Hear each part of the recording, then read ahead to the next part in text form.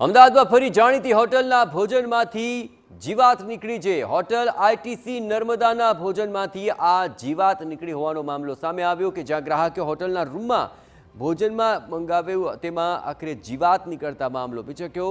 તંત્રએ નોટિસ આપીને 50,000 રૂપિયાનો દંડ વસૂલ્યો। महत्वपूर्ण है कि जामनगरनी वेकरिया हेल्थकेરના फाउंडर आईटीसी नर्मदा होटलમાં રોકાયા હતા ત્યારે તેમણે ભોજન મંગાવ્યું। જો કે ભોજનમાં જીવાત દેખાતા તેમણે હોબાળો મચાવ્યો। અનેકવાર જીવાત નીકળવાના બનાવ સામે આવી ચૂક્યા છે અને આ સિલસિલો બંધ થવાનું નામ નથી લઈ રહ્યો। હોટલ અને રેસ્ટોરન્ટમાં સારું ભોજન મળશે તેની અપેક્ષા કરવી હવે અઘરી છે ત્યારે લોકો ચોક્કસથી ચેતીને રહે તે અત્યંત જરૂરી છે।